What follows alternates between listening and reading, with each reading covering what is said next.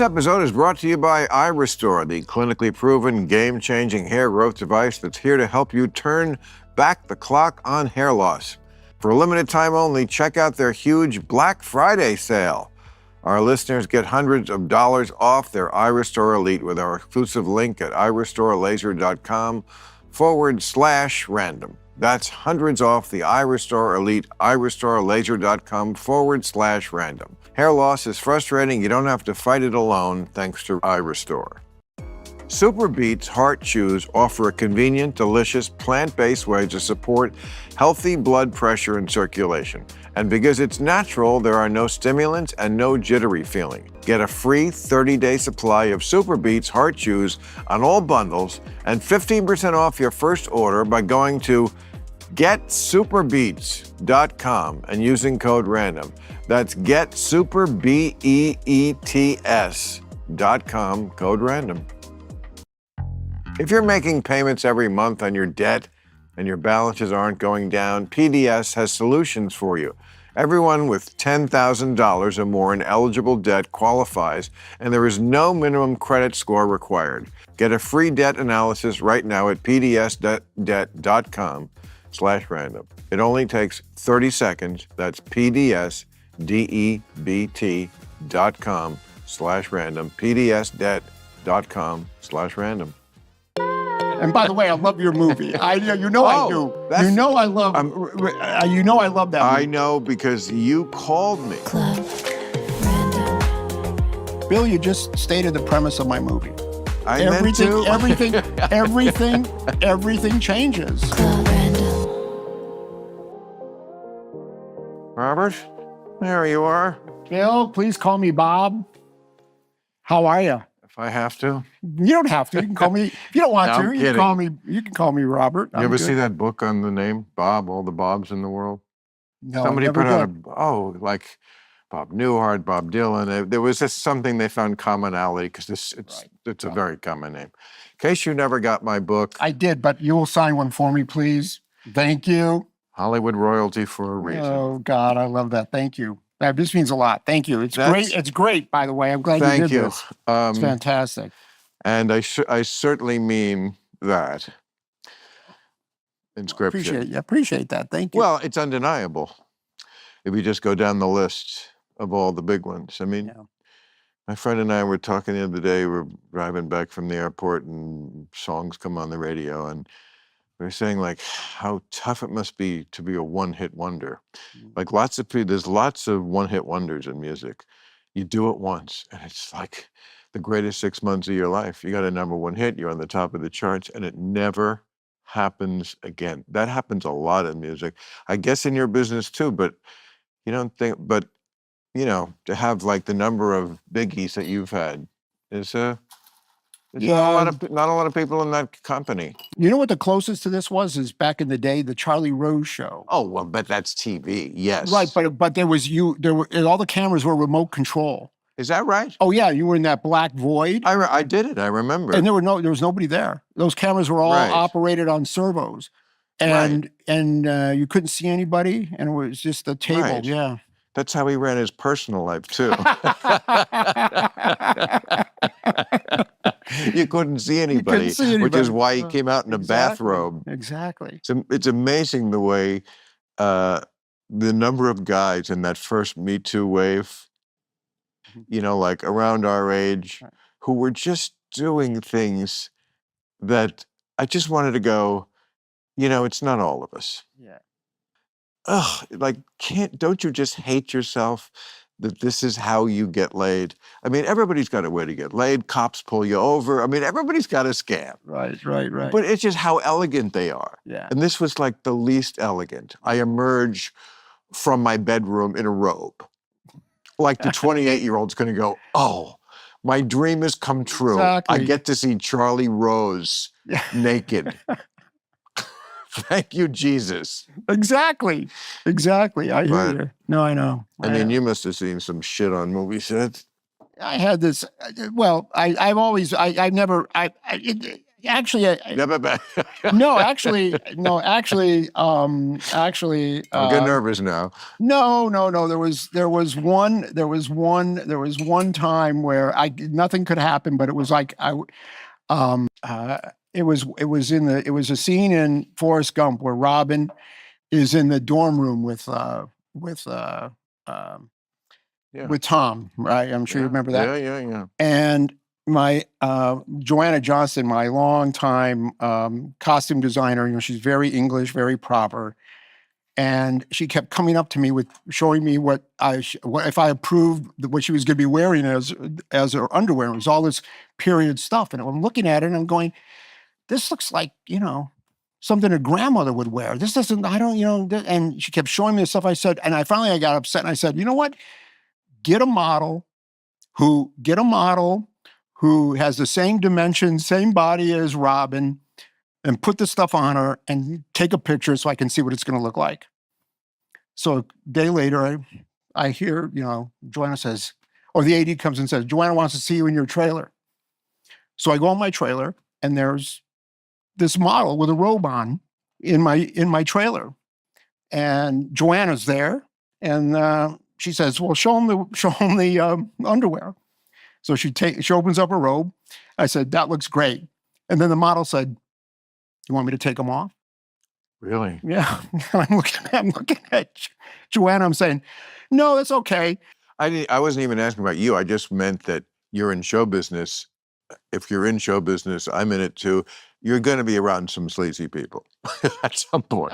I mean, guess. especially in the music industry. Yeah, Not but always. I always found that the ones that were the most talented were not the sleaziest. I mean, obviously there were, but I mean, in my Michael Jackson was very talented, and he was fucking little boys. That's true. That's true. No, That's it's true. That's true. It's hard to.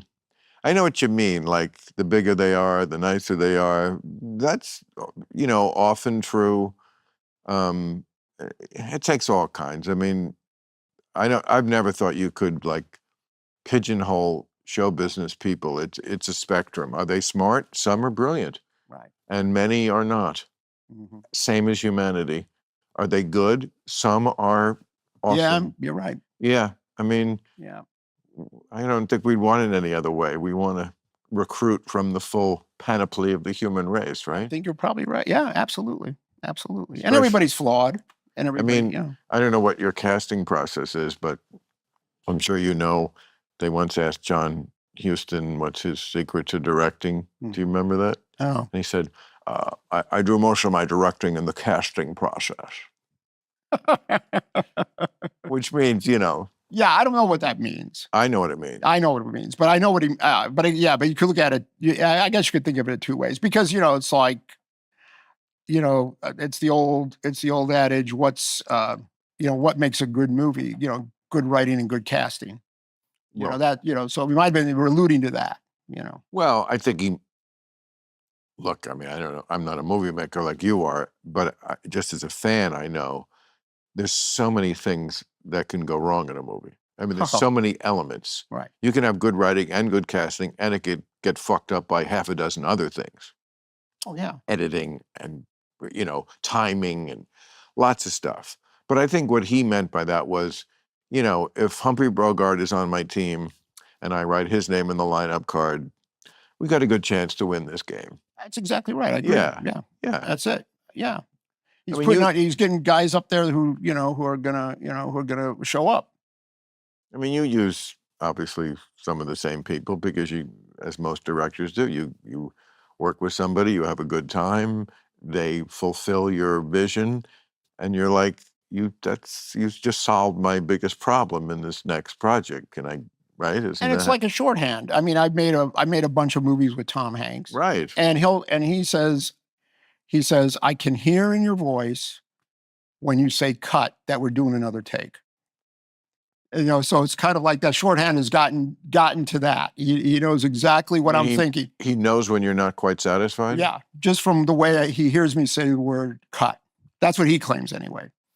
But that's the great thing. I mean, I've made I can't, over 20 movies with Alan Silvestri, my composer. And it's just great having a shorthand where you kind of finish each other's sentences.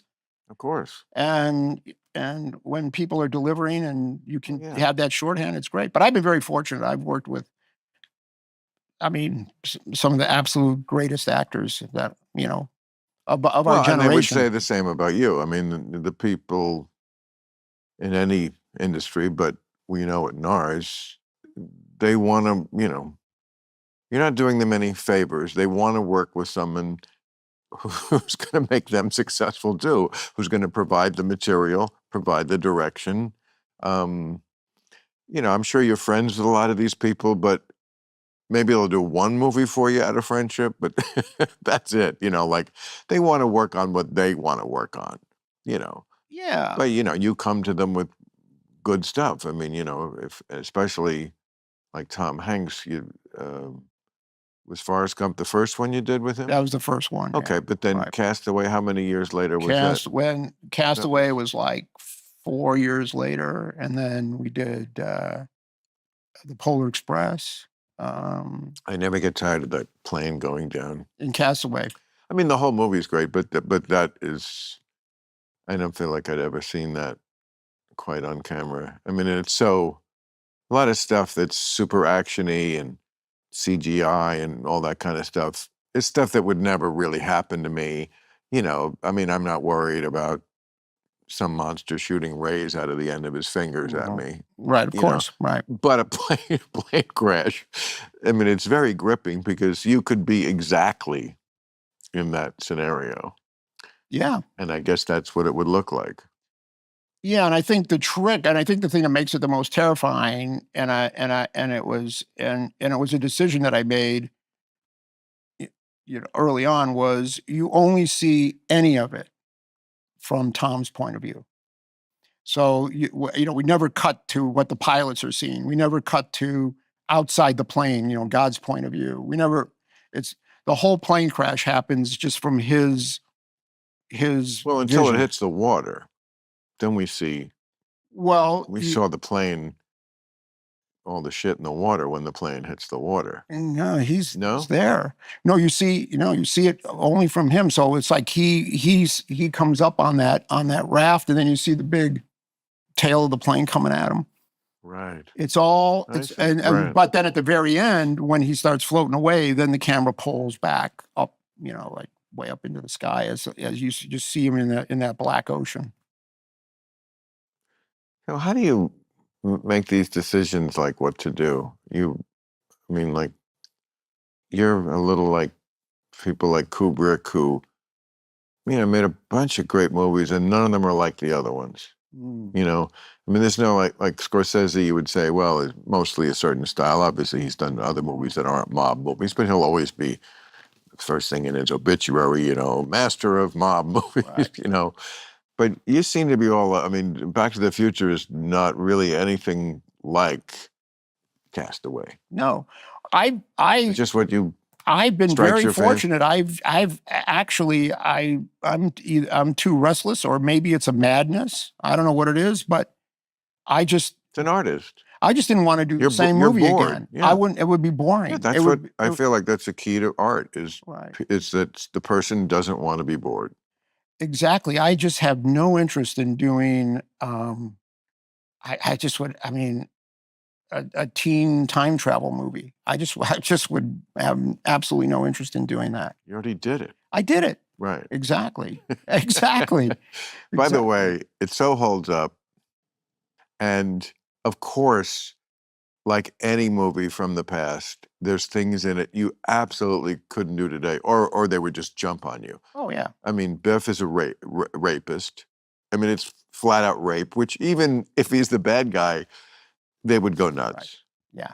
Right? Yeah. I know. I know. And it's just like, yeah, the bad guy in town, he rapes. That's just like thing that he rapes. Yeah.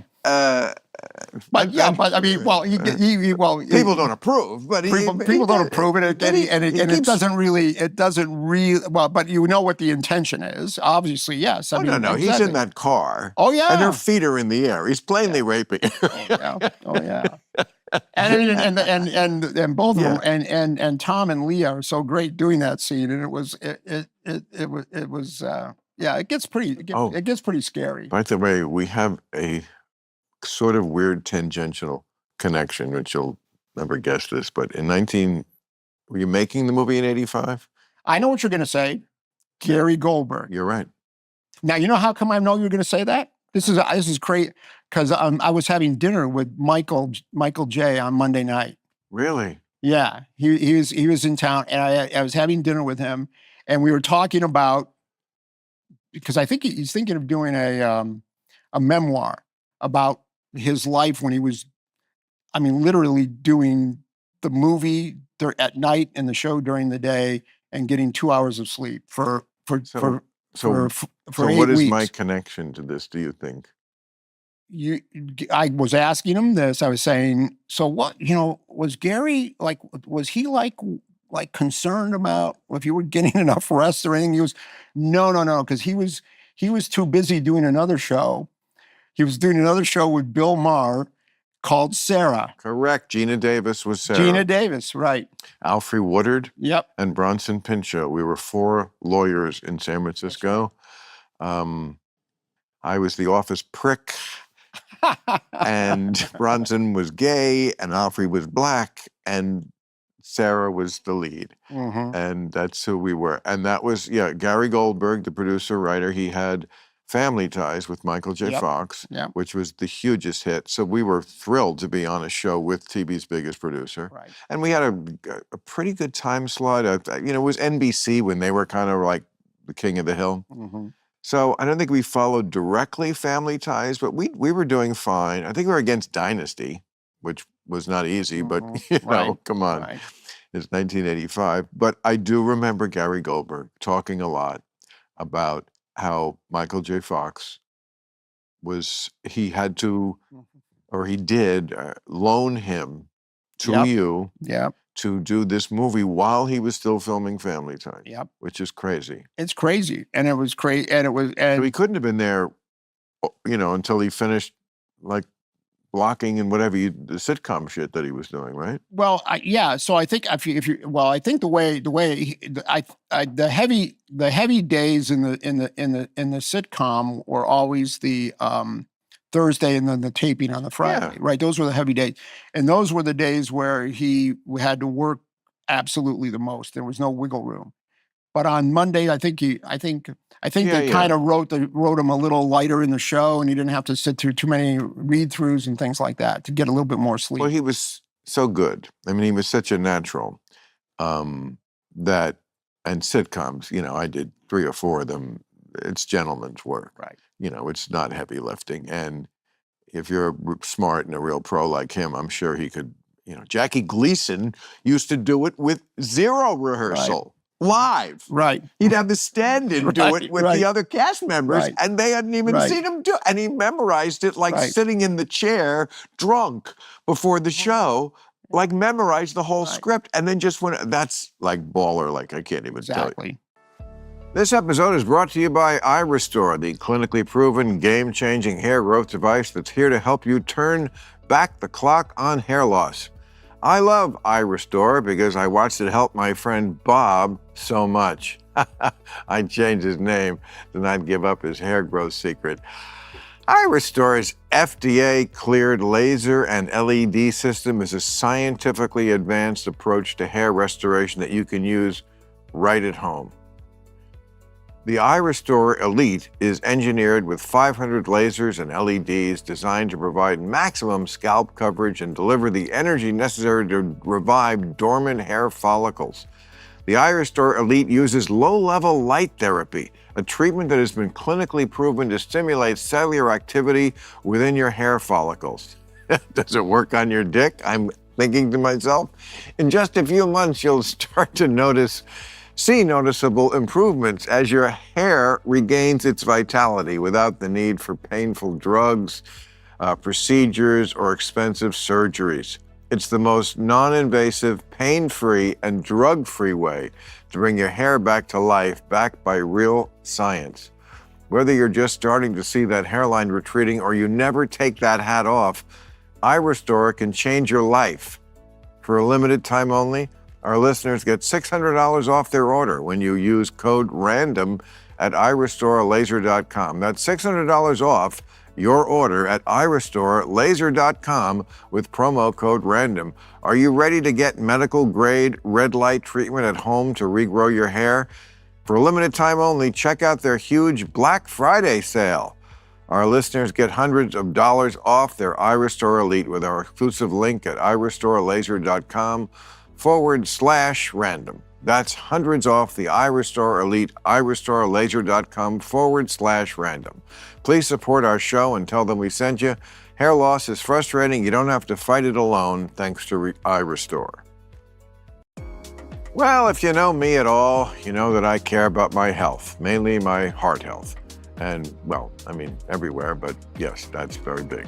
And getting heart-healthy energy is super important. Super Beets Heart Chews offer a convenient, delicious, plant-based way to support healthy blood pressure and circulation. And because it's natural, there are no stimulants and no jittery feeling. Paired with a healthy lifestyle, the unique antioxidant compound in Super Beets is clinically shown to be nearly 2 times more effective at promoting normal blood pressure than a healthy lifestyle alone. I always feel great about doing something healthy for myself, and you should too. So much better than waking up going, why did I eat that deep-fried pizza? Finger dipped in ranch dressing? Jesus. Double your potential with Super Beets Heart Chews. Get a free 30-day supply of Super Beets Heart Chews on all bundles and 15% off your first order by going to getsuperbeets.com and using code RANDOM. That's getsuperbeets.com, code RANDOM. Yeah, it really holds up. It's the Calvin Klein joke is one of the all-time classics. Yep, That that's she a good thinks one. his name is. And the line that Michael wrote, and he came up to me and and he goes, he gets up and he's like, where are my pants? And the script said over there. Leah says over there, and he says, you know what? She should say they're on my hope chest. And I said, that's great. That's going in the movie right now. I got those great gems from Michael. Just kept doing that. The other thing he taught me so many things about just comedy timing. He would come up to me and say, you know what? I should take 3 steps and say this line. Stuff like that. And I go, okay, that's great. That's better. Let's change the marks. So it was great having someone who just understood I'll call it, I guess, the mechanics of comedy. It's funny to watch a movie about time travel when you are now 40 years past when the movie was made. How about that? So the jokes that are funny in 1985 about when they go back to 1955, if you know everything about the future, who's president in 1985? Ronald Reagan. Oh, right. And I'll bet Jerry Lewis is vice president, made sense in 1980. Now looking from 2024, it's funny in a different way. It's like a double time travel. You know the story of when Reagan watched the movie in the White House? And? Well, so we heard this, Bob Gale heard this because his speechwriters who put one of our lines in the State of the Union address that he said that year were big fans of the movie. And they were there on the night that he ran it at the White House. And the story they told was that when that scene came on, where Chris Lloyd says, Ronald Reagan, the actor, Reagan said, stop, back it up. I gotta see it again. They shut the movie down, rewound the reel. Wow. And he wanted to watch that part over again. Isn't that wild? Because they had it reel to reel then. Huh? Well, it was a film. It was film. Right. It was projectors. Yeah. There was no video. Yeah. You had to rewind the movie, rewind the reel. Yeah. Something about Canadian comedians, like Michael is a comedian. Yeah, and like and Dan Aykroyd Matthew and Perry. right. There's something about them that like they get us. They're Mhm. part of us, but not completely. Yeah. And I don't know. I don't know. I don't know what it is, but I think there's something about being able to look at it with a little bit of distance, maybe. So what's the new one about? The new one. Well, the new one is really interesting. The new one is again me being on my restlessness. It's called Here, and it's based on a graphic novel by Richard McGuire, and the camera is only positioned in one view of the universe, and the camera never moves ever. And then, but the universe moves around the camera or the view. I don't want to say the view the audience is seeing, which is obviously a camera recording it, and it goes through many centuries. And it's not like a time lapse movie or anything like that. But at some point, very early on, a house is built and a room is built around the camera, and it's a living room in New Jersey. And across the street is a colonial mansion, which used to be the mansion that Benjamin Franklin's illegitimate son lived in. This is all in the graphic novel, and it's in the movie. And our family now inhabits this room, and we watch their lives through 2 generations. So we see Tom and Robin from 18 to 80 in the movie. How's that Tom sound? and Robin Robin Wright and Tom Tom Hanks are Hanks. back together in this. and they're back together. Wow. Yeah. Tom Hanks, Robin Wright, and the other reunion is Eric Roth wrote the script with me. He wrote Forrest Gump. So why do I mean? But you said the camera sees the universe, not Well, I say universe. I mean, not whatever. I mean, the world. The world. what part of the world is it focused on? What are we seeing? We're just seeing this house, No, you're seeing the Earth before the house is built. the Earth, The world. the Yeah. whole Earth. No, just what you can see. Just like if you were looking. Okay, so if you were looking at that wall, and then your view of that wall never changed, but time changed around you. But what is the camera trained on that the people who are watching the movie see? Exactly what's there, whatever is there. So to give you an example, the camera is looking at the house, at the mansion, the colonial mansion before the house is built, right? And the colonial mansion is always in one place after it's built, but the trees around it are now disappeared because they were cut down, and then walls are constructed in frame, and then suddenly a room is constructed, and then a window is there, but you can still see the mansion. Do the actors age? Yes. And you see them age? Oh yeah. And so you de-age them? Yes. I hear that technology's gotten better since The Irishman. Oh, this is in this movie. It's perfect. So you can make them any age you want. Mm-hmm. Is this a union issue? I feel like no, it is. But it's like makeup.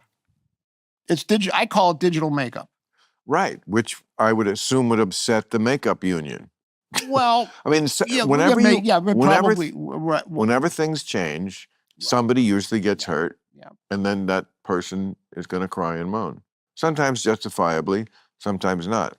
My view is that you can't bitch and moan too much about when things change because they just are going to. So what the fuck is the use of crying?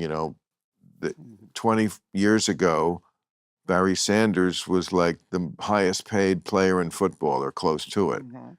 Now, no running back is even in the top 100. Right, but why? Because things change. Why did it change and become a passing game? It just did. So why fucking obsess about it? That's just the reality. Music became a producer's industry. They get all the money. Songwriters are dying. They don't get paid anymore. Either making a hit record, you don't get paid because of fucking Spotify. Streaming is basically where serious movies went. People are not going to go to the theater. Look what happened to Megalopolis. I mean, I don't know if it's good or bad, but in the old days, there'd be more curiosity just to see it. Yeah. Bill, you just stated the premise of my movie. Everything changes. I'm going to pretend I meant to do that, but but it's a great theme. It's a great theme. That's what fascinated me about it, because it's a meditation on. I hate to use that word because the movie is wildly entertaining, so I don't want it to sound like it's like right. But it's about the fact that everything changes, nothing stays the same, and that's and well, let's hope that some reviewer says wildly entertaining, because then you can put that in the ad, and that always gets to me, because when I watch anything, I want to be wildly entertained. Well, that's it. So you were talking about Back to the Future, and I was having this, so back in Santa Barbara over the summer, they have an old, beautiful theater called the Granada, and it's having its 100-year anniversary, and they want to remind people that movies are all back in the 20s and 30s. They used to run movies here. So they did a movie program, but they only wanted to use movies from people filmmakers who lived in Santa Barbara. So they ran my movies, and people who I knew who aren't in the movie business, who are in their 30s and 40s, they came up to me and said, "Oh my God, we took the kids to the Granada and we watched Back to the Future," and they said, "And you know what? People were laughing, and people were cheering, and they would burst into applause at certain moments in the movie." And I was sitting there thinking, "Yep, that's why we use. That's what movies. That's what we did when we. That's what the reason we're going to the movies." There's something about a communal experience that makes it better, or not always, but it can. It definitely has that. I mean, concerts. I mean, yeah, they're just things that people. There's some sort of like that we get from. Oh, I'm among all these other people who feel the same way about this as I do. Maybe it makes you feel not so alone in the world. Church is the same thing. We all think Jesus Christ is God. We all think that. It's just something comforting about that. Mm-hmm. I'm not in that group. But, no, I'm not in that group either. And by the way, I love your movie. I do. I love. I love that movie. I know, because you called me. Mm-hmm. And I always appreciate it. I'm so glad you reminded me of that. Yes, when Religulous came out in 2008, you tracked me down and called me, and it meant the world to me. I'm the director of Your Stature. Well, I just love that you made that movie. Yeah. Oh, I loved it too. Yeah, but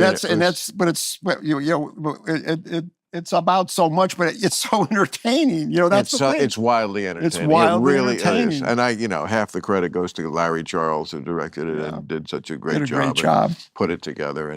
But I mean, it was a labor of love, even though traipsing around the Middle East. Right. Yeah, of course. I wouldn't do it again. Well, but you had to get all that. You had to get all that great stuff. But here's the thing, though. I mean, the art form, though, was designed.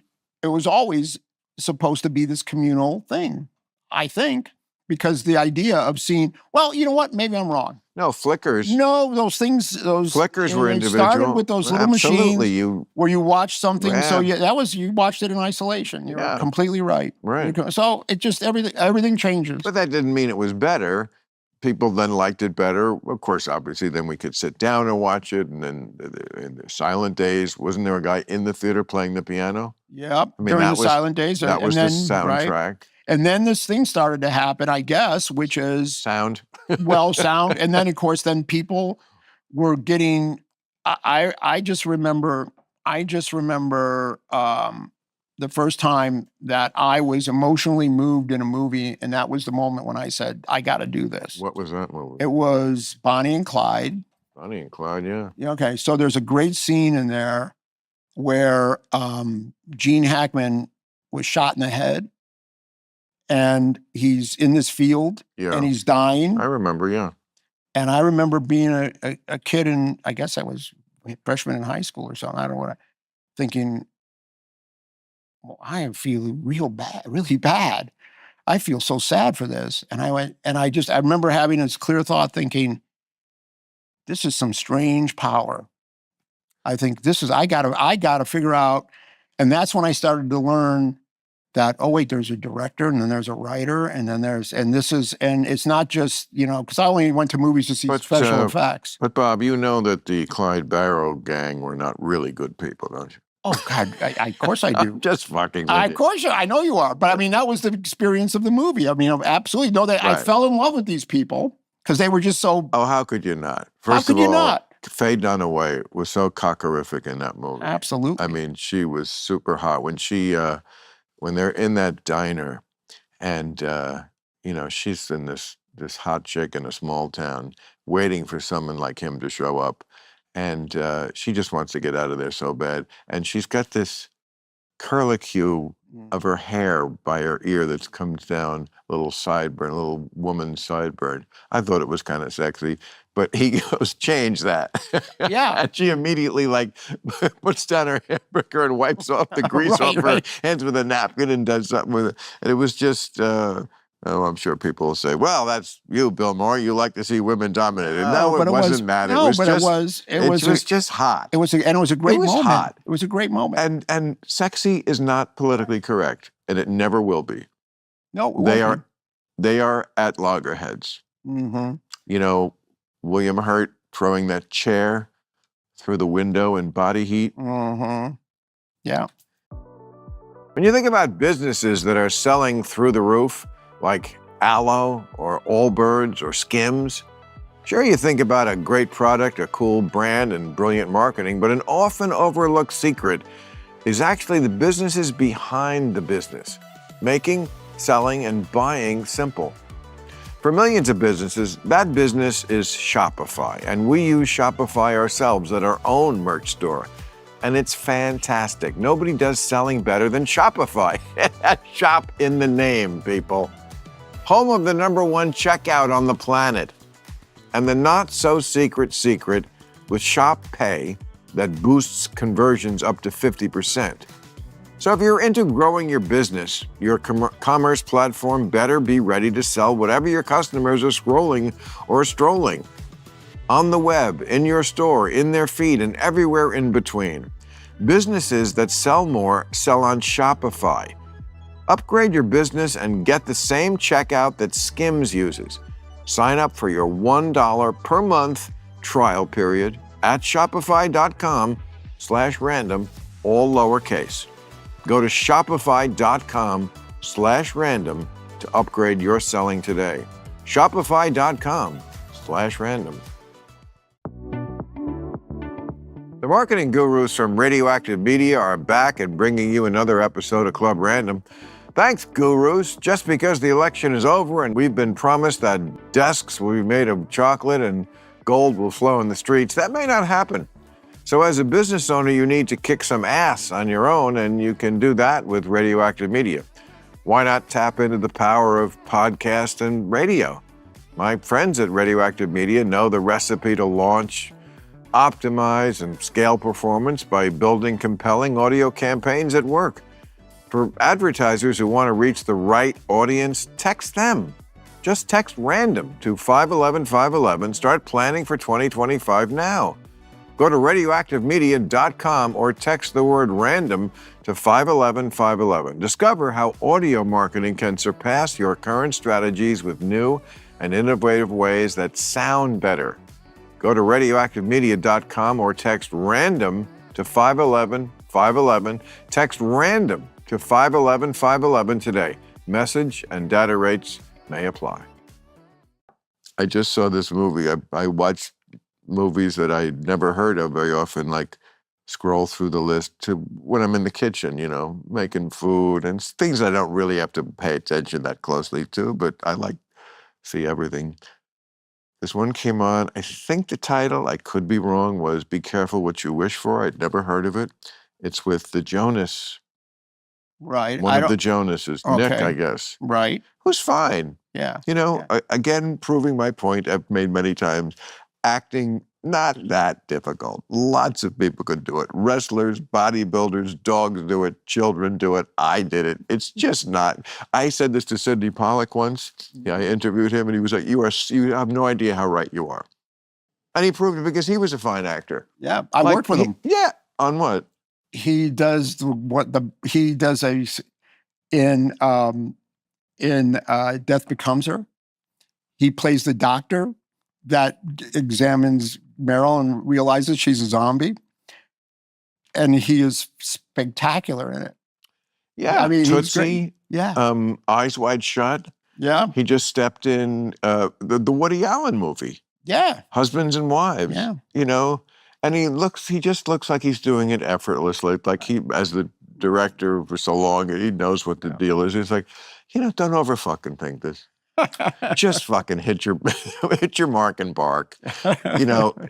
It's not rocket science here. Yeah. I mean, it is for some roles. Yeah. If you're playing Sophie's Choice, yes, there's a level of acting, but most of it is just a version of yeah. it's a I version mean, of you and in a situation. Right. And knowing, I think the thing that I appreciate the most about the really great actors I've had a chance to work with is they understand the medium.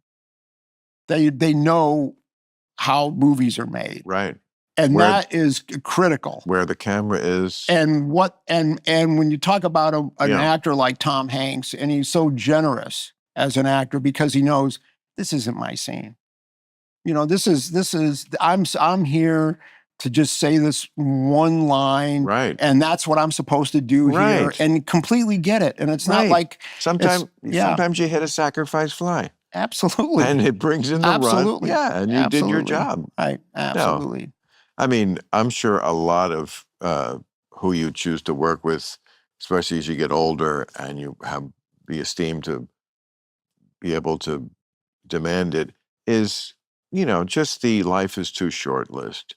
Life is too short to work with people who are assholes, who try your patience, who just a lot of lateral motion when we could be moving forward on something because of your issues or whatever. The older you get, life is too short. Right? Life is too short. I know we all have that. Obviously, I'm not going to mention anybody, but we all have the life is too short list, and it's that way it's that way in the whole thing. It's like life is too short to work at this studio. Life is too short to work. It's like life is too short all the way down the line. It's like you get to the point where you just say, no, it's and yet in that book I gave you, in the chapter on show business, there's a good one about how, the point of it is, if people in Hollywood can work together when they absolutely despise each other, which has happened in a zillion movies, why can't government? Couldn't government be as efficient as the movie Chinatown, where Roman Polanski and Faye Dunaway hated each other so much that she once peed in a bottle and threw it in his face? Yeah, I heard that story, but no. But you're right, and you're right, and I don't know why that is. That never happened to Ted Cruz. Well, maybe the difference is that there's not a finished product. See, one of the things I love about movies is the end. See, I mean. Well, good ones do. Yeah, but my process ends, and we are at some point. It's going to be a wrap, and we're all going to go home. I've said this to many people, perhaps here before. Like, everyone has a great idea for a movie, and some of them are. Very few have the ending. The ending is the key. If you don't stick the landing, don't start down the road. And it looks like so many people, my mother used to say it, like how was that movie? She's like, yeah, it was okay, but he didn't know how to get out of it. Yeah. Well, it's true. You have to know how to get out of it. Well, 100% right. That's my mantra whenever I'm working with writers and kicking around ideas and things. It's like, well, I'll say to writers that I'm working with, I said, I can't start writing this until I know what the ending is. I don't even know if I don't know where the ending is. And the tone. Well, the tone is a critical thing. Yeah. The But I tone mean, is but you the have to secret decide. sauce. But you also see people who like never really made a decision about the tone because it's more than one tone. Where it's like the tone of Back to the Future is one level. It's very different from, like I said, Castaway or even Forrest Gump. I mean, it just there's a different tone. Like, are we taking this super seriously? No, we're not taking a DeLorean that time travels seriously. It's like it's one of the they used to say in comedy: buy the premise, buy the bit. Absolutely, and it's okay. You know, that's we're on here for the ride.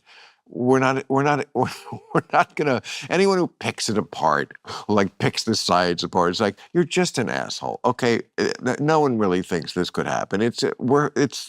We bought the premise. No, you bought your ticket. Go on the ride. Right. You know, it's a roller coaster. No, it's not real. If it was, you'd die. And I guess that's one of the hard things about doing what I love.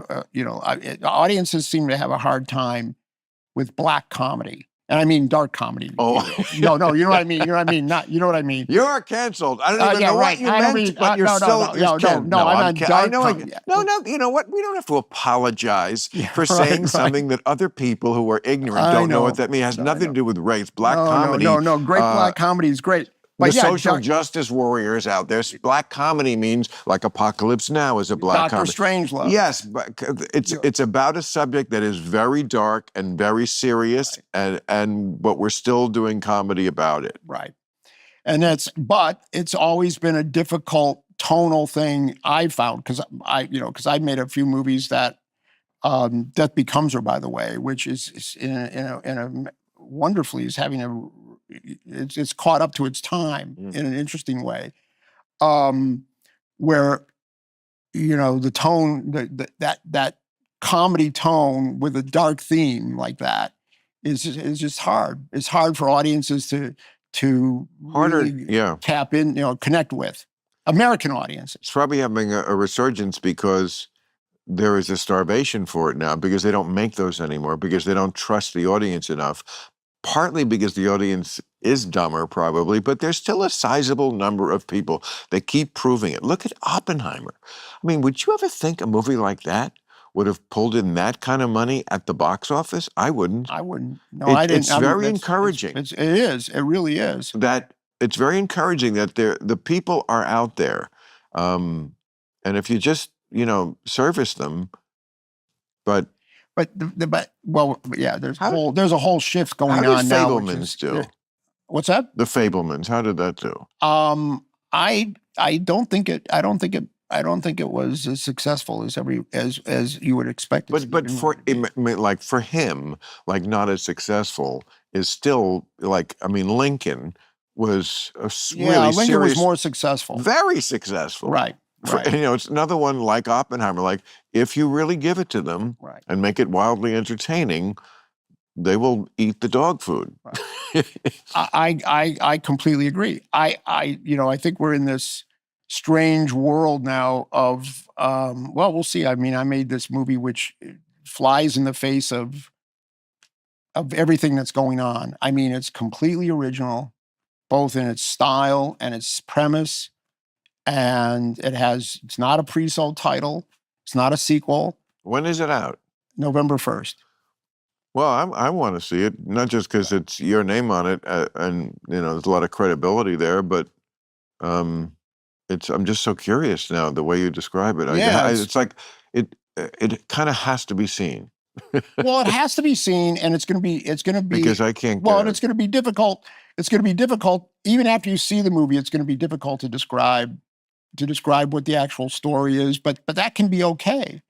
That can be okay. What's interesting about Back to the Future? This is from back in the day.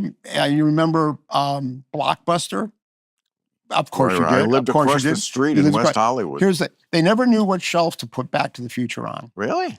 Yeah, they didn't know if it was science fiction shelf, should it be a comedy shelf. Right. Is it an adventure shelf? Right. They didn't know where to put Back to the Future. It's a comedy. Isn't that interesting? It is. It's a comedy, but it's it uses as its fodder futuristic stuff. But again, it's not really in that category. Again, because we don't really take seriously you know, the science in it. Whereas in Contact, that is taken seriously. That's the whole point of it, is that it's serious. It's not that hard to it's not that hard to stock the shelves at Blockbuster. Well, and I got my greatest compliment from Carl Sagan when I was working on. He said, "Back to the Future is the best time travel." Best time travel, I guess he said, scientific theory that I've ever seen in a movie. Mm. And I didn't tell him. Well, I Well, took it from H.G. Wells. I- But yeah, right. But that's I feel where like if I was putting together a little film festival and Back to the Future was one night, I would feel like a great couple of companion movies would be Groundhog Day, which is also Yep. great and also fucks with time. Right. And did you ever see Pleasantville? Yeah. Yeah. So good. Yeah. Tobey Maguire and Mhm. Reese Witherspoon and yeah. But That's it'd be a it. good. Yeah. Well, that'd be a good like little movie retrospective thing to do. You know. I was just on. I was very proud to be on TCM. You know Yeah, I know, but yeah, Wasn't that it? TCM. I think so. Oh Jesus. TCM. Yeah, I'm. Oh wait, the channel movie that shows channel, the the movie movies. channel. Yeah, MCM, it's part the of movie channel. Time Right, yeah, Warner. right. And you know, they do these little interviews before the show. Maureen Dowd just did 3 days of The Condor. I watched that. That's a great movie. That's a great movie, and she did a great interview about it. And I did Reds with Ben Mankiewicz, Fantastic. who sat here, and, Yeah. and that's one of my all-time. Yeah, I really like that favorites. movie. Yeah, that's good. Oh, I was able to recite word for word Jack Nicholson's scene, and I thought they would use it, and they didn't. Where he goes to Diane Keaton, you know, and because she was this, you know, feminist from 1920, and he's like, Jack leaves you alone a lot, doesn't he? It must hurt. Remember that? Yeah, And yeah, she's like, yeah. he's got his things and I've got mine. Right. And he goes, exactly. what are they? What are what? These things of yours. What are they? And then you go, well, he has my work and then my work and I do my thing. And he's like, are you making this up as you go along? And I did the whole thing, but then I didn't use it. Yeah, it's, But it was still really good. And it is a great movie. And who's your, like, when you want advice from your peers, do you like show them stuff? I know some directors do that. They will show, like, who's well- your kitchen cabinet that you well, like, say, am I on the right track here or not? Don't you care? yeah, I have my, I have Bob Gale who wrote Back to the Future with me, and he's my Sounding long, board. and he'll tell me. I mean, he doesn't blow any smoke. I mean, he'll say, oh, that is, yeah, you're in trouble with this movie. Yeah. So yeah, and yeah, and then Alan, my composer, he's generally when we do a rough cut, or I do a rough cut, my editor, and it's not really a rough cut because I don't believe in rough cuts where I make the movie 5 hours long or so. I never do anything like that. Good. I can't stand watching it, so I always cut it down to where I do the best that I can, and that's what I call my rough cut, my very first cut. And I always bring Alan in, and I can just tell from his vibe what scenes are working, what scenes aren't, and it's just him and my editor. They're the ones that I'll feel first. But no other like directors feel. I know you're close with Spielberg, aren't you? Yeah, no, I haven't brought Steven in. I haven't brought Steven in a rough cut, in the rough cut thing. Not for any reason other than it's never been something where I think I've ever said, I really need somebody to tell me what to do here. Like if I was in any trouble, it's kind of like, it's sort of like when the movie is finished or in the finished stage, it'll be like, okay, is this working? And if there's anything you can suggest to do that I can help, that can help it. One of the greatest character builders, i.e. things that suck, is struggling with money. Sheesh. No one wants to think about debt, but the cold, hard truth of it is many people will get deeper in debt during the holidays because they buy stupid shit. Last year, half of American consumers took on debt to pay for the holidays. That is stupid. This year, it could be you. It's never too early to start planning to get out, and the people at PDS Debt can help with a personalized solution just for you. If you're making payments every month on your debt and your balances aren't going down, PDS has solutions for you. Everyone with $10,000 or more in eligible debt qualifies, and there is no minimum credit score required. Bad and fair credit accepted. Save more while paying off your debt in a fraction of the time. Debt sucks. I remember. I do. So start planning today. Get a free debt analysis right now at pdsdebt.com/random. It only takes 30 seconds. That's pdsdebt.com/random. pdsdebt.com/random. I just remembered what I was talking about. What? The Jonas Brothers movie. The Jonas Brother movie. If it's not a direct remake, I guess it's just a ripoff like they do Double Indemnity. Mm-hmm. You remember from... Yeah, I remember Double Indemnity. What movie is the Jonas Brothers movie? Which one are you talking I'm about? telling you. Okay. It's also Body Heat, Okay. and now they've redone it again. Either I guess they just take the plot and it's fine. Right. And the plot is great. When Fred McMurray did it with Mhm. who was that? With Barbara Stanwyck Yeah. But it's a hot chick Mhm. who's unhappily married, usually to some older guy who's mean to her, and she wants to fucking kill him. Right. And she picks as an instrument of her vengeance some young guy. Right.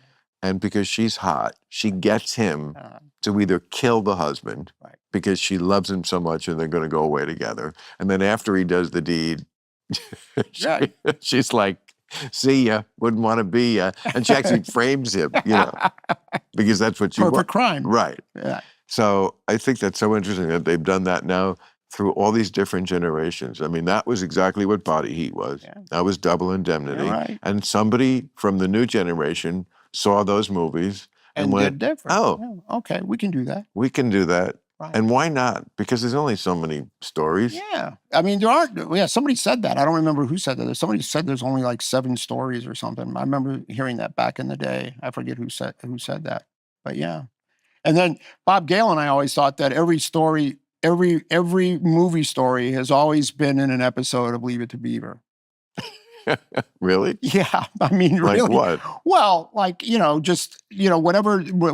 whatever Beaver's character arc has to be, the lesson that he has to learn, the moral of the story, it's all there. You'll find an episode where it's there, where it's something where his father has to do something, or Gus the fireman has to give him words of wisdom, and you'll find these little gems in there that are always sort of like premises that you'll find in most movie stories. I think that's actually more apropos for Andy Griffith's show. And that too, probably, yeah. That was more, maybe I don't remember Beaver too well, but I do remember Andy Griffith when I was homesick as a kid, and the reruns would be on, and there was always like a good lesson there. Like one time Opie killed a bird with a slingshot, and the baby birds were crying and crying, and Opie said, "Can you do something about that?" And Andy was like, "No, I'm going to let you listen to them cry for their mother." Right. So you know what you did. And Mm-hmm. we could use a little more of that today. Exactly.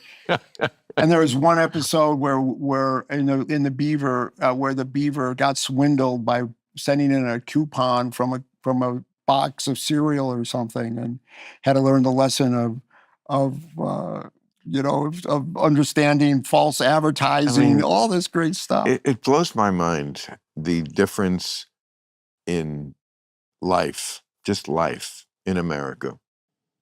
I don't know about other countries. I only lived in this one. Just from when I was alive, I was not really aware of life, but mid-50s. I was born in 1956. You were born in the 50s. I mean, that's where you go back to in Back to the Future, 1955. 55. Okay. Right. So that world. Now, from 1985, when you go back 30 years, it was recognizable but weird. But from 2024, Mhm. kids today who that's like the Civil War era to them. Right. Or if they even knew what that is, or the revolutionary, or caveman times. It's Mhm. just like it's alien. Yeah. And yet we spam the whole time. Right. I have a theory about why World War II movies have such longevity, because it was a time when, well, obviously the whole world was at war, and we knew who the good guys were and the bad guys were, and there was this incredible conflict going on. But the world was familiar. In other words, it wasn't like the Civil War or the Revolutionary War. The world was familiar. You had telephones, you had cars, you had newspapers, you had movies, radios. So there was enough that was still going on where the modern audience can relate to the life that the people were in, and they could then say, oh yeah, and they're in this tremendous conflict. I think that's why there's so many of them keep getting made and why it's so powerful. That's my own theory. It's also because Nazi uniforms were sharp. Oh, well, but the whole I Nazi mean, thing was so diabolical. It was so fantastic. well, of It's course that's dramatic. of course that's true too. But the uniforms Oh, they were were. just awesome. Yeah. I mean, the cut. I mean, am I wrong? I No, mean, no, like, no. can we have nuance in life? I mean, they were diabolic and evil, but yeah, the wardrobe was fantastic, especially like the generals. I mean, those full length leather coats, the lapels, and then the generals had the red stripe on the leg. I mean, it was all just very well thought out. Hugo Boss, I believe. Well, I don't. Yeah, I think I've heard that, but I don't know if it was him or his company or what the real. Well, there was a I don't know what the real truth about that is. I've heard that though. Well, a number of companies that we still have today started out supplying the Mitsubishi, I Oh, believe, yeah. in Japan, made a few planes that flew into the decks of aircraft carriers. Mhm. Certainly the Volkswagen Yep. and A Bear Chemical. what Bear Chemical? What's that? Well, the Bear Chemical, Oh, company. Bayer. Bayer. What did I Bayer. say? Bayer. Well, Yeah, you just Bayer Chemical. They Bayer aspirin. they Yes. built Right. the Bergen-Belsen. They probably Chemo. also. Yeah. I'm just guessing here, so don't sue me, Nazis. I'm just guessing, but they may have made the speed that they gave to the German Oh troops. yeah. Oh You yeah. know, there's a book about that. Oh yeah. That would be a great movie. Not that I need to give you any ideas, but there's a book. You could take the book and make the book into a movie, and it's about how the Wehrmacht the soldiers were given speed to go into battle. And like, how did they get to Paris in 3 days? That's how. Exactly. It was like Paris. They would have been in the Atlantic Ocean if they didn't stop them. They just jacked them up. And you could do an interesting thing through history because we gave our officers, like before there was a push, coffee. Mm-hmm. I don't think we gave them speed, but the Nazis were efficient like that. There are certainly tribes and more primitive peoples who would chew on certain plants that would give them cocaine, the coca plant, or in Africa, something called gat. I think it's Khat. Yeah, I don't know. It's like their cocaine that you just chew on it. I Germans don't know. on speed. I don't want to get in any trouble, but I think maybe we gave our guys, certainly maybe some of our bomber crew, maybe some amphetamines. Yeah, doing those bombing. Yeah, runs. maybe. Yeah, right. Right. There was amphetamines back then. Right. Yeah. I mean, certainly the Beatles took them in Hamburg. Right. Well, I allude to that in a scene I did in Allied where he said, he was saying, take this before the mission, that after the mission. So I don't know if it was true or not. Did you watch that series on? I think it was on Apple. I think it was Hanks. Yeah, the one about the Masters of the Sky. Masters of the Sky. I thought it was. You know what I loved about that? So great. I loved there were so many little moments. So I loved all the little minutia they put in there, like the little things like just when they're coming back from the mission, they're standing there with a tray of whiskey for everybody. I just thought that was like great. I mean, You know, it's like, I mean, they did Band of Brothers also. It was Mhm. Yeah. same tone. I mean, it's just like nobody does World War II like Spielberg. No, You no, and yeah, and that's one of his greatest movies is Well, Saving Private Ryan. My favorite movie of all time, and that's partly because it's personal, because, I mean, the guy who plays Ryan, the movie opens with him as an older man, was exactly my father, who was in World War II, practically in that campaign. Right. So when I saw it in the theater, I mean, to say I was like a puddle was, Sure. you know, Sure. it was only about 4 years after my father died. And it was like, you know, I've never had that experience in a movie theater but, you know, Spielberg put him in like the exact sort of shirt my father would have worn in 1990, whatever, when that movie was, you know, it goes back in time and then we see him as a kid. But, you know, that generation just is, I'm sure the kids are tired of hearing that they're the greatest generation, but they kind of were. Yeah. I mean, fighting what Hitler and Tojo represented and how close they were to achieving it was not something people today can relate to. We're just not in that kind of dire situation where, yeah, they could have won. Right. For a while, they looked like they were winning. Yeah. I mean, we were on the ropes. There were some close calls. You read the history of that thing. There were some. Well, if Hitler hadn't been nuts, they would have done it, because, like, there's no people in the world as efficient as the Germans. And when you put efficiency in league with evil, it's not a good combination. No. They were very efficient at everything they did, but the guy at the top, this is their Achilles, the guy at the top was insane. Yeah. So he thought he was invincible. If he had just not turned against Russia, Yeah. I mean, they took Europe and North Africa all in a year. And if he had invaded England instead of go to Moscow, it would have been game instead of over. trying to do both at the same time, Right. which was never going to work, Right. Yeah. we dodged the bullet Yeah. with that one. Yeah. But it could have, you know, but we were not really ready to fight a war. I mean, for 4 years, this country made no cars. I know. They just shut down the car factories and said, no, you're making planes and tanks now. And nobody said boo. I mean, that is just a different fucking universe. Yeah, and everybody did do their bit. Everybody just said, okay, we got to go. Everybody, we got to do this. It really. I mean, that's the spirit that Hanks and Spielberg are always after in those World War II things, and that they do capture. Yeah, that great scene in Private Ryan where Hanks goes, "What's the pool on me now? Yeah. What's the pool on me now?" Yeah. So I'm a school teacher. All these guys just dropped their, you know. And the fact that he saved it for that moment. Yeah. When he needed something to diffuse. Yeah. I also loved in that movie, I mean, there was many firsts that they did, like the first beach scene, showing the true carnage of war looks like. Oh, yeah. That had not happened before. Oh, that was that was or just the the camera going up and down out of the water. Also, until then, like everything I'd ever seen about World War II, I was a huge combat fan. Remember the Oh God, I've seen every episode. Me too.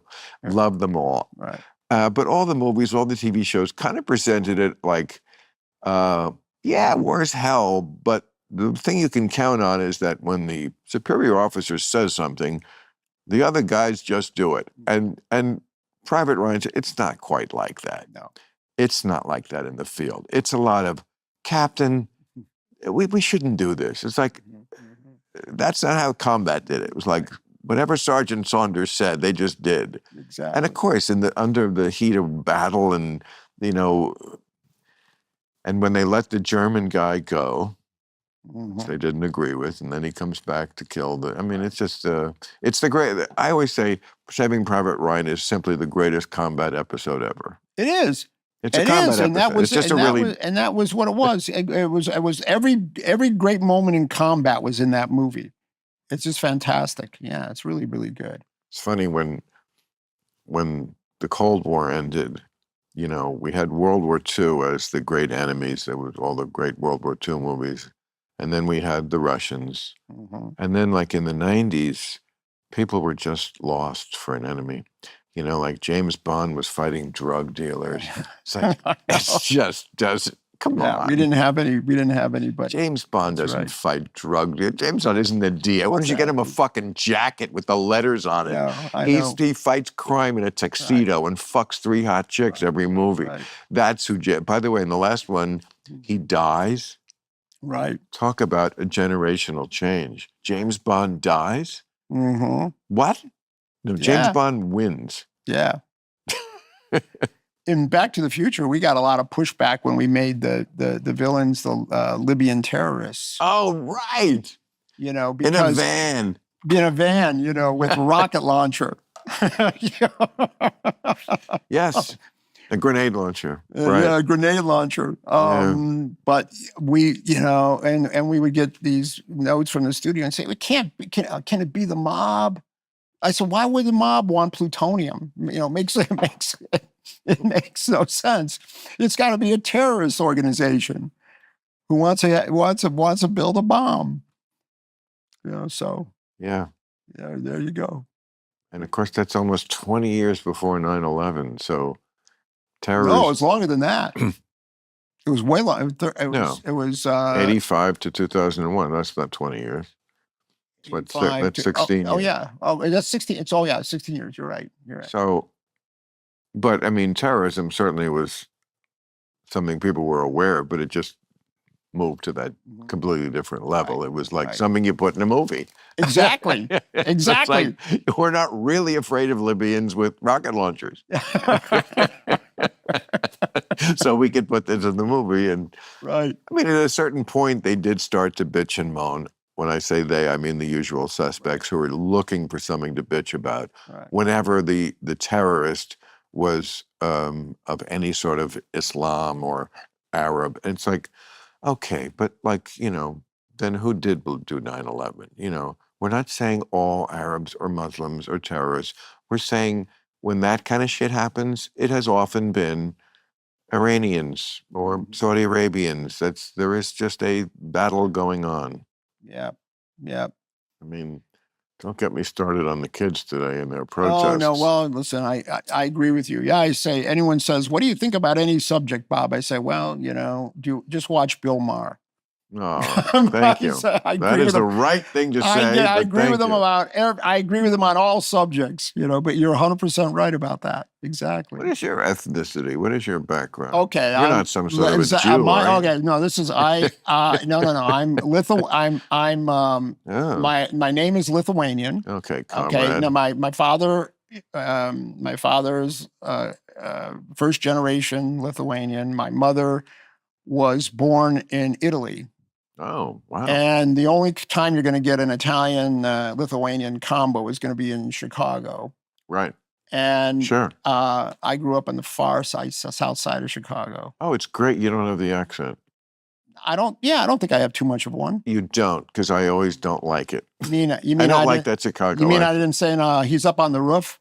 Roof is something. No, he's up no, on the roof. no, it's more Da Bears, you know, Or that Da kind Bears, of. I or- mean, they're just yeah. a certain. I'm sorry, Yeah, Chicago no, it's people. true. It's There's true. a certain accent that I just find grating. It's, you know, Yeah. but I find He's on a the. motorcycle. I can't understand a Guy Ritchie movie without subtitles. I'm like, speak English, you fucks. Speak American, Right. for Christ's sake. I don't know what you're Exactly. talking about. Exactly. So yeah, no. So I grew up in and you know had that's why I love religion so much, because I got to go through the Catholic Well, school thing. Oh, I was raised Catholic also. Oh yeah. And what was your experience? Loved it, I bet. Oh, Isn't it a joy? I always think about, I think that when I think about why do I have an image of death in every single movie I make, it's because I think that's what 8 years of Catholic school will do to you. You know, Come for the fear, come for the fear. stay for the shitting in your pants. I mean, Exactly. No, it was. it was yeah, it was scarring. We'll put it that- Scarring is the exact word. Yeah. Not that I've been scarred for life, but I bet you I've been changed for life. I Oh, mean, yeah. how can you not when we're talking about something at such a formative age, an age where you are defenseless because you don't know anything. So you're just at the mercy of any sort of authority figure who tells you anything. So if they are scaring the shit out of you and filling your head with bullshit Right. ideas, that can't help but be scarring. I mean, sometimes people have accused me because I made religious and made a career of making fun of religion all the time. You know, are you bitter? I'm like, yeah. well- I'm very bitter. Yeah. So what? Yeah. Yeah, I mean, it's, aren't you bitter about certain things? well, yeah. I mean, if someone raped your mind when you were a child, wouldn't you be bitter about it? I was mind raped. well, I think it was it was the fear and the shame, the indoctrination of the fear and the shame, which Yeah. is which I think is the I don't know. I guess it's the Were you still a Catholic in your mind when you started masturbating?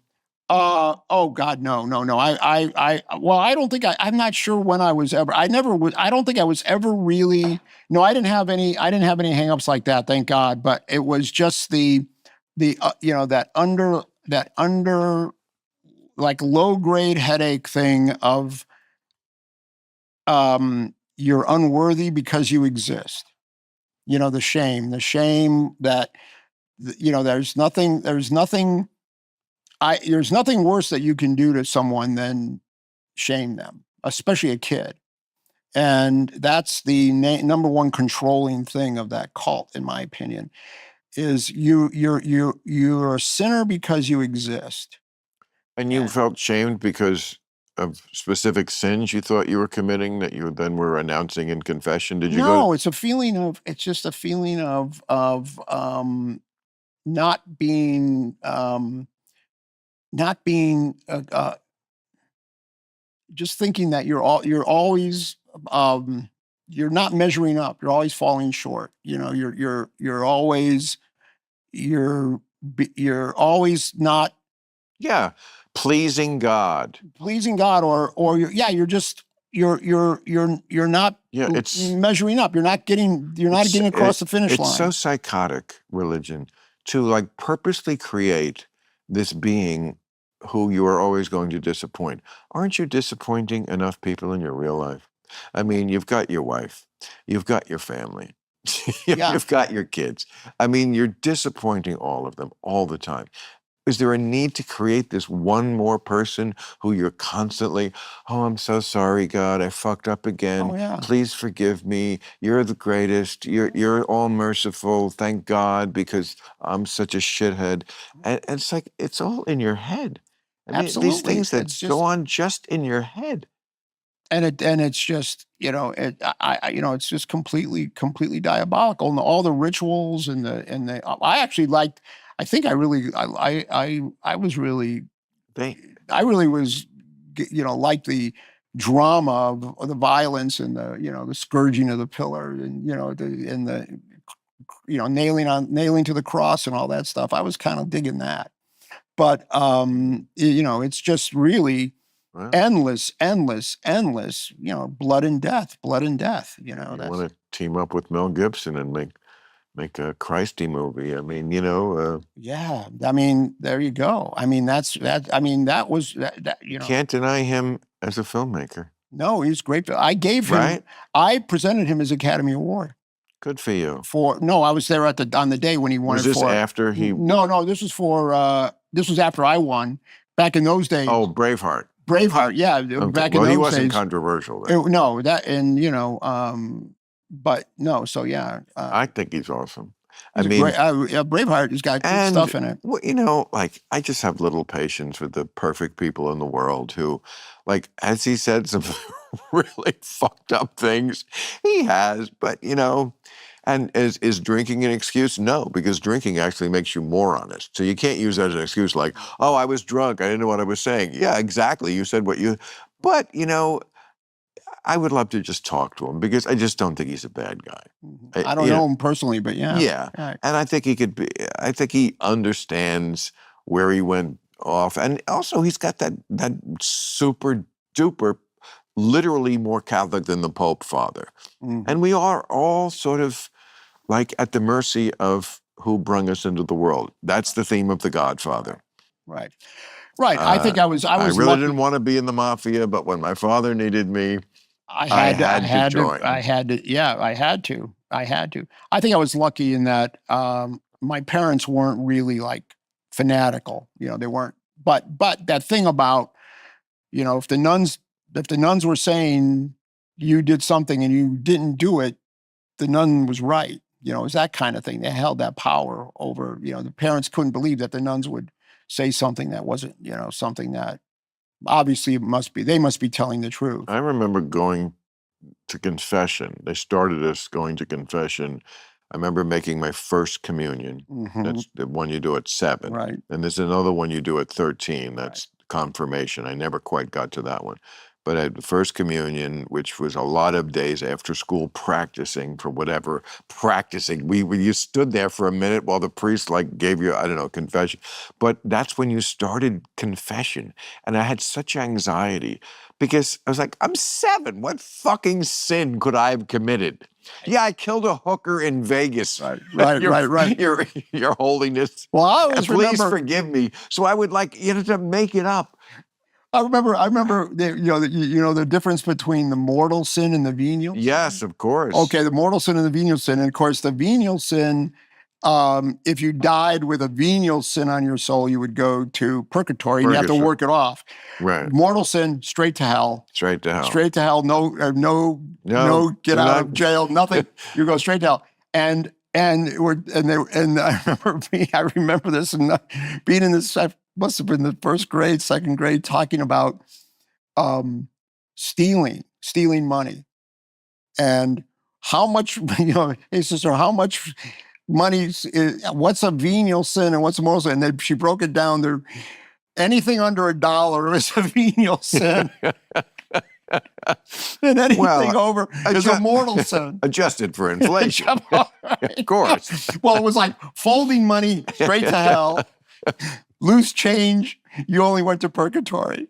Did you used to put money in the basket when they came around with? We had a thing. You did on Sunday. I had to go to mass every single morning in the crazy. Every morning. Every morning. Oh, you had it worse than me. For some reason, in my Irish killed myself. Catholically, but we used to do a thing where you had to buy pagan babies. What? Yeah, So in other words, you would buy a pagan baby. Buy. Yeah. Yes. The money was used to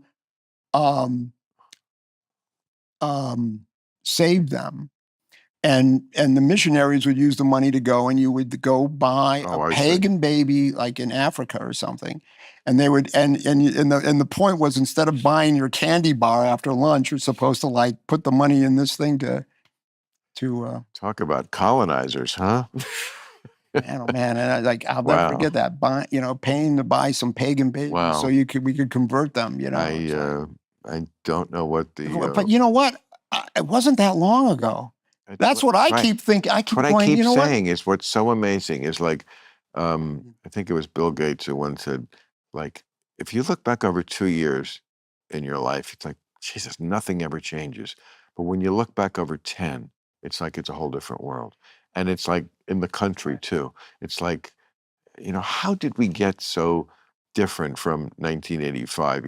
He's got that vest on in the beginning. Right. It's the funny running gag that in 1955 they think he's some sort of sailor, because that's who else would wear that vest that we wore? Well, in the script it says that he's wearing a life preserver. Right, life preserver. That's what it looked like to them. Right. But here now in 2024, it also looks weird. But it's so funny because in that space of time in 1985, it was what people wore. It was not what they wear now or then. But here's a question I have for you, because I think about this a lot. I'm thinking that I think one of the things that is stagnated is the culture. Something, I don't know if it's because of the internet or social media or the technology just being the most dominant thing. But cars look the same. I Yeah. mean, I mean, Pretty much, yeah. music is the same. If somebody Yeah. came back, if somebody walked in, if a kid walked in here from 1994, which is 20 years ago, we wouldn't look twice at him. If he came through a time warp. Yeah, it's 30 Why? years. Yeah, It's 30 years. 30 years. Excuse my math. Yeah. But we wouldn't look twice at him.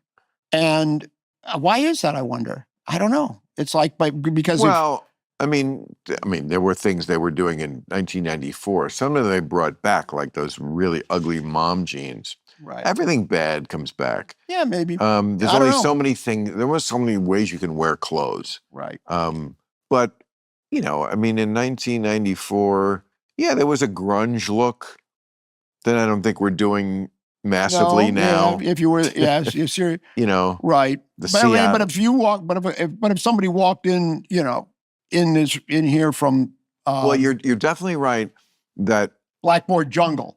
If somebody walked in from the Blackboard, right. You go, I know where you're from. Right, very different. You are from the past. Right. No, it's true. And music, I mean, rap certainly was a completely different music form that is obviously preeminent now. But But that was 25, 30 years ago. That was 50 years ago. Rap. 50. 50. Yeah. Rap celebrated its 50th anniversary. Yeah. Wow. Yeah, 1979, was the first rap hit. Cypress Hill, I think, or maybe, yeah. Sugar Hill Gang, right. I think. So, I mean, yeah, it's been definitely was around in the 80s. It grew and got better. Just like I always say, 80s rap is very much like 50s rock and roll. I don't like either. Like it needed a decade to grow up. Right.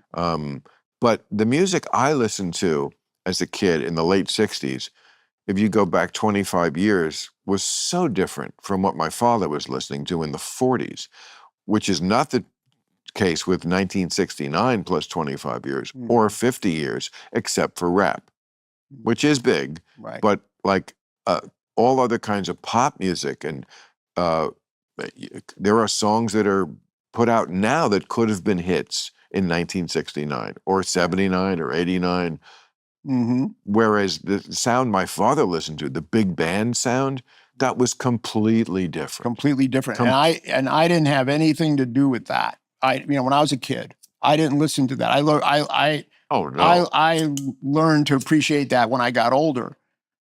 And my father, and my uncle, they hated it. I still don't appreciate it. Yeah. I mean, it's just not my kind of, Benny Goodman, I'm sure was great, and Glenn Miller, some good, but I would never listen to it. I know what it sounds like. Exactly.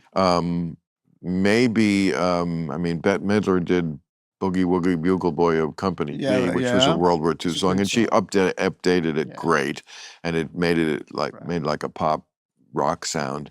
But basically, it's just first of all, it's very clarinet driven.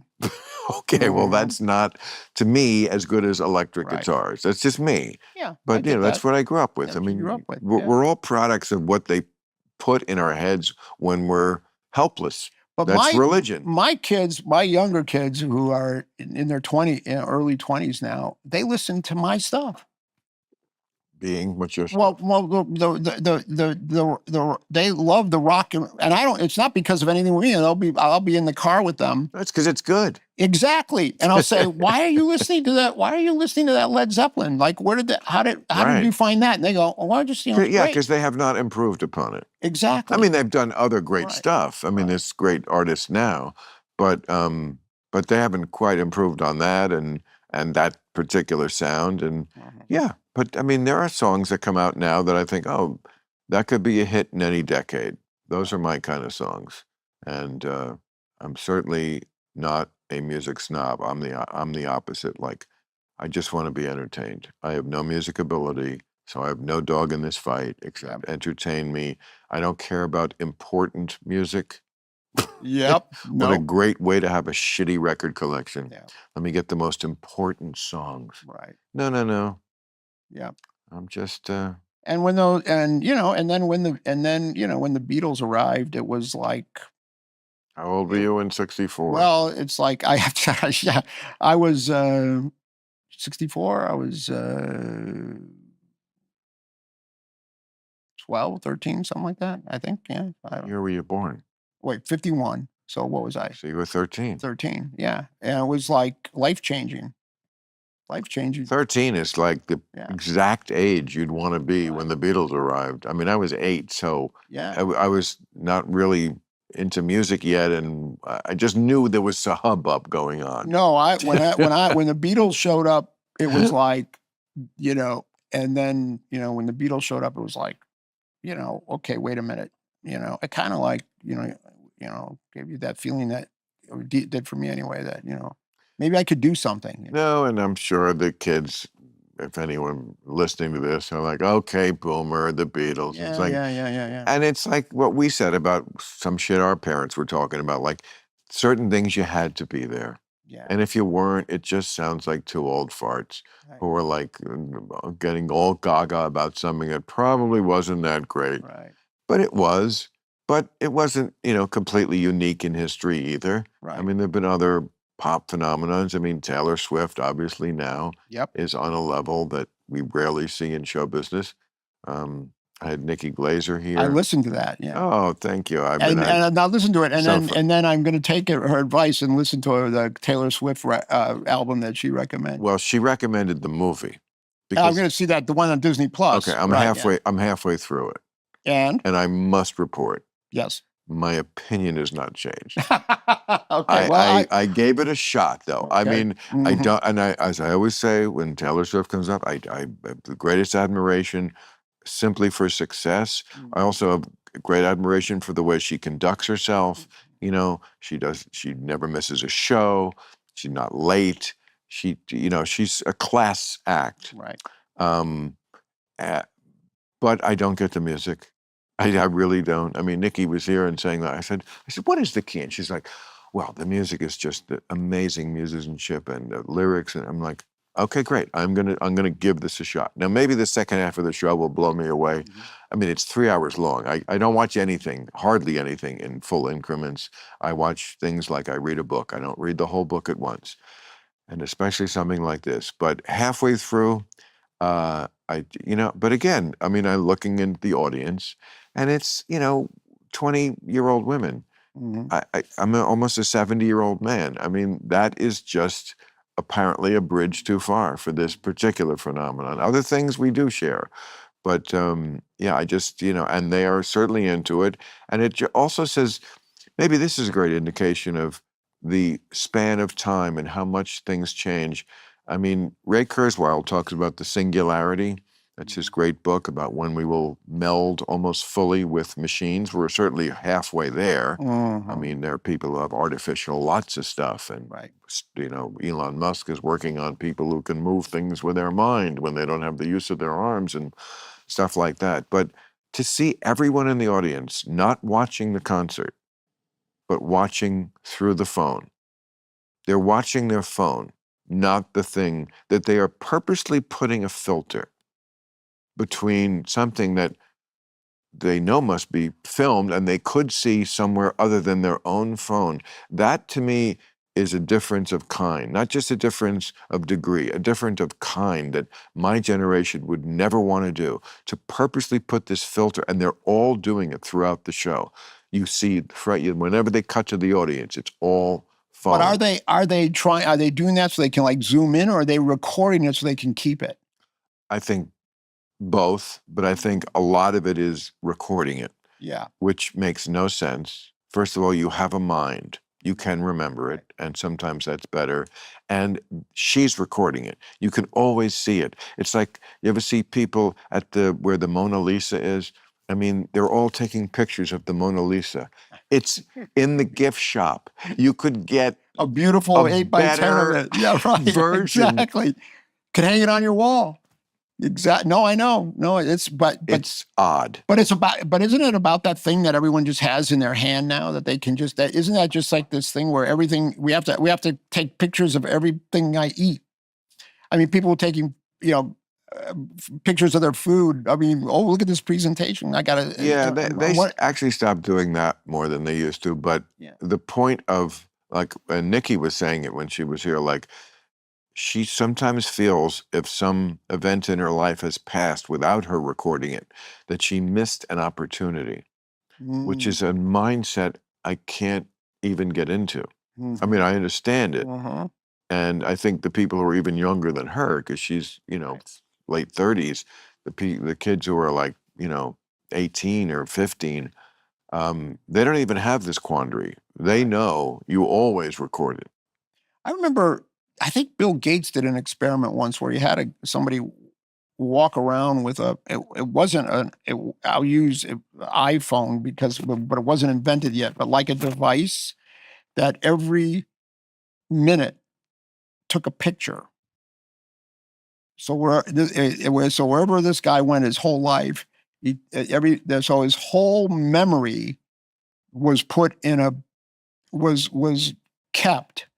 And the theory behind that is so we can use our brain for other things.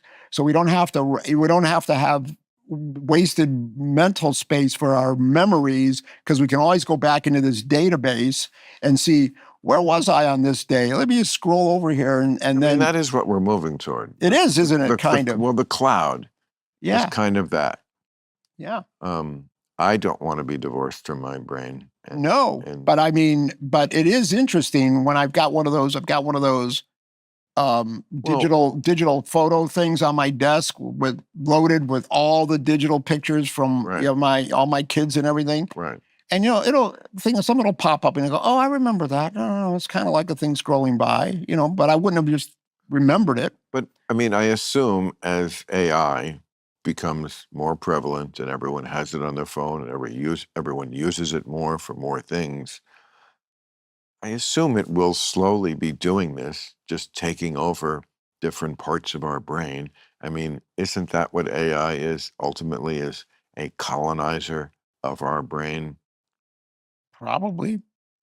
I think it is. And we're inviting it in, and we're not really interested in putting the brakes on, because now it's a race not only between different countries like us and China to have the upper hand, but also between companies to make the most money. Of course. I mean, you see even the people who started out as, we don't want to be in the profit business with this.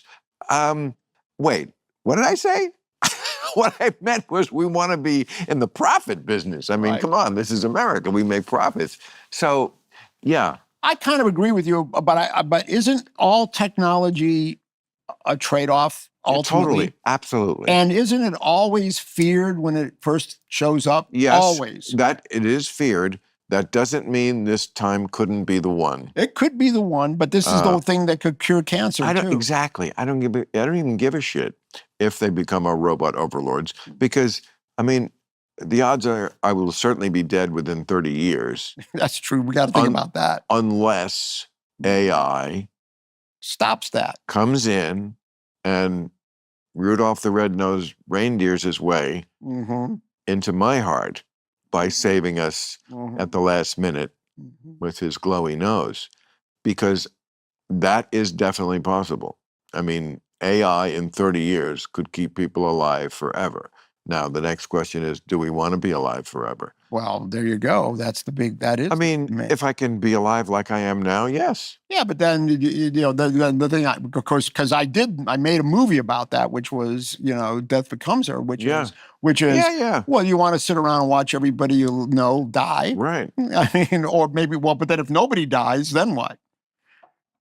That could be a really interesting movie. I mean, do we want to sit around and have conversations like this for like the next 100 years and never stop? I could sit around and do this, which is, I mean, it's one reason why I loved starting this podcast. Right. This is what I would be doing anyway, probably on a Wednesday night, taking a little break from my work week, my real job. But now I get to do it with you. Or, Cheech and Chong were here last week. And really? Yes. That's great. I mean, people come to see me like this. It's how could I ask for anything more in life? I mean, to sit here and just be able to And you haven't had even a drink. I have some water. That's You all don't right. drink No, I did back in the day, but I don't drink anymore. a lot? Enough that it got to the point where I needed to stop. Like Flight. Oh yeah. No, yeah, no, That's I an awesome one. that Really? but That's a great one. there's a so great great. there's a great performance. Yes, again, John Huston. Mhm. Yeah, no, Come right, on. exactly. But it's also like, is he the best one to do that? Probably. But, it's not like no one else could have done that part. It's a great idea. No, it's a great idea. You have to Beautiful have screenplay. yes, so good. Yeah. Who wrote that? You? No, John Gatins wrote that. Oh, John so Gatins, good. Yeah. Yeah. I mean, again, totally stuck the landing. Mhm. The great end. I mean, again, you got to have a good ending. Yeah. And him at the first of all with the hotel room door and the fucking mini bar. Do you know how many mini bars I've been Oh, in? yeah. I mean, I've been on the road my whole life. Mhm. Mini bar, that rang true to me. Not that I've ever fished through the whole bar and gotten shit-faced drunk in a hotel room, but Right. I get it. Right. And then, the switch at the end and flying the plane upside down, and he's just a bad. I mean, I said this to somebody who was here recently. He is my all-time favorite, Mhm. like Denzel. As far as I think, I mean, I like a lot of people, but he just knocks it out of the park every time. Oh, he shows up with the goods. He really does. He really does. I mean, he shows up and he's ready to Oh, you work. can tell. Oh yeah. I mean, joy, just absolute joy to work with. Yeah. He looks like no nonsense, but still. He's not warm and fuzzy. He's not warm and Right, fuzzy. good. No. And he explains it to the crew. Yeah. And he'll sit there and say, "Look, you guys have to understand something." Either am I. Well, yeah. He As says, long "Look, as you don't have to be. he says, you guys set up the shot, Right. and now you want to let your hair down and relax. But Right. now I got to come on Exactly. and I got to do it. Yes. So I don't have time to make small talk with you. Yeah, I mean, Right? that's not what makes a good boss. I think I've always been a pretty good boss at my shop, and I'm not the pat everybody on the back and and learn everyone's name and all the things that people do. And ask about your wife but I'm also not mean, and I don't yell, and I don't. I think people appreciate it when the boss just isn't in your life at all. I think you're right about that. I mean, it's not like you have to know what Except for everybody's personal life is. You need your little kitchen cabinet. Yeah. And then everybody else just do their job, and I'm respectful, but I can't be fucking friends But I don't have with a problem coming in and saying good morning to everybody. Yeah, I of do course I do not. that. Of course not. It's like No. I don't want to come in and say why is that cable over there? Right. I don't try not No. to do that. Right. But No, I mean, you hear lots of horror stories about sets, and I mean, there's hardly ever a movie set you hear about where there wasn't some, and I've been on some back in the 80s when I did acting. It wasn't uncommon that there is some blow up. I mean, there's just a lot of tension. You're mixing dangerous chemicals. People are just fucking tense. And it's And a then- lot of money, and you're Money. always under the clock, Right. and you're actually doing pretty insane things. I mean, you're always making it rain when it's sunny. You're making it night when it's day. And it's just No, and the actors are on this, hairpin because their instrument is having, spilkus going around in their gut. That's what their fuel is. right. So they're on this kind of edge anyway. Right. So one guy who crosses and gets in your eye line when you're trying to concentrate, and it's like, can everybody fucking, Right. That is not uncommon. If people want to be in show business, no, that's going to happen a lot. Yeah, and it does happen, and you got to be respectful, because they're under a lot of stress and they have to do it. And then, by the way, it's like, now when you walk into a set situation like that, and because even though no one says it, and you're going, I know that they got to get out of here in 30 minutes, and you can just see it in the director's face that, he's going to I can't go over, I can't come back here another day. They're going to fire me, all that stuff that goes on in your brain. and the poor actor's got to step on his mark and just do a great performance. And I got no time. It's a horrible situation to be in, but we do it for whatever reason. No, I mean, movies, I've always said it, movie stars, people who make movies, directors, all you guys earn, I mean, they're paid a lot and they deserve a lot. It's really grueling. The hardest time for me is when you're doing a movie this is why I say, this is why they pay me the big bucks, is when you're doing a movie and you hire a really solid actor who's a day player, and he's one of the first people you cast. And then you go off for 6 weeks and you're in with the key cast and you're in a groove and everybody's in a rhythm and everything. And this guy's been working on his scene for 6 weeks all by himself. And it's kind of, okay, come on in and action. And he's in a different movie. He's in a completely different movie. Right.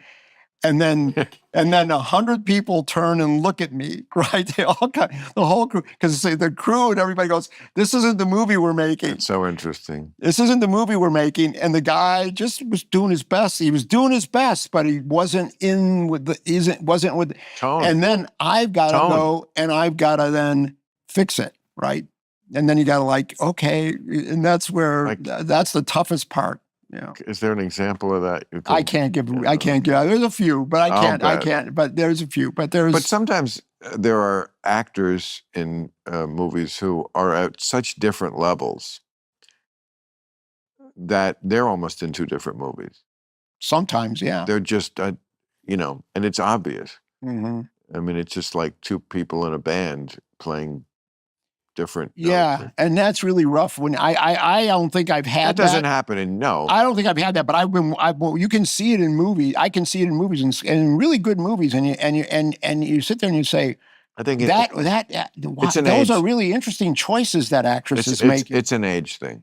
Think so? I know so. Like actors, just like people, generally get better, smarter, wiser. They've seen the pattern go around before. So actors who are like in their 50s, 60s, they're great. Mm-hmm. Like and when you're in your 20s, they're doing the best they can, but they're just not on that level. Right. Just like you're not in life.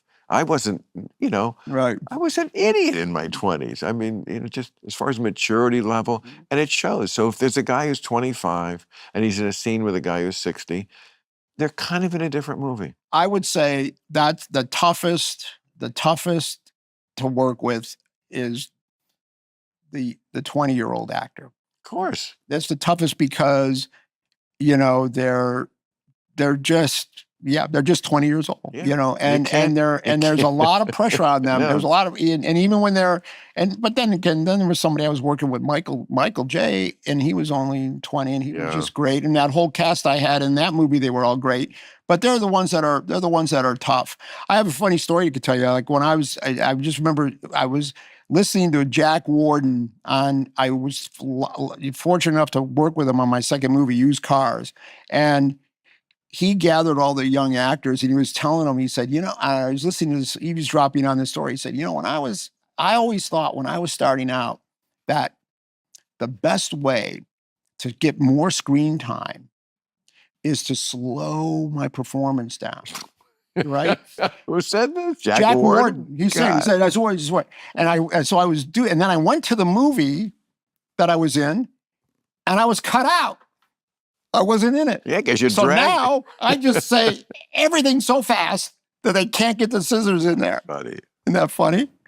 Because that's what you're always saying to the novice actor. Pick it up, take the air out, all right? Right. Yeah. Just get on with it. Just entertain us. Exactly. Well, you have entertained me I so many appreciate times. it. And I am a giant fan. I know, I appreciate that, but you are Hollywood royalty for a reason, and it meant a lot to me that you would come by my crazy little ratskeller. This has been an absolute joy. Yeah, it's been great. Well, yeah. Don't be a stranger. Keep making movies. Thank you so much. Appreciate Thank you. Really appreciate it. Thank you.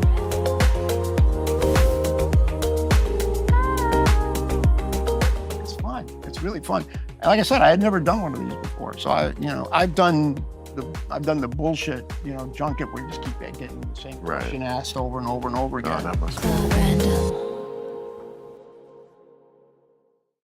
If you're into growing your business, your commerce platform better be ready to sell whatever your customers are scrolling or strolling. Businesses that sell more sell on Shopify. Upgrade your business and get the same checkout that Skims uses. Sign up for your $1 per month trial period at shopify.com/random, all lowercase. Go to shopify.com/random to upgrade your selling today. Shopify.com/random.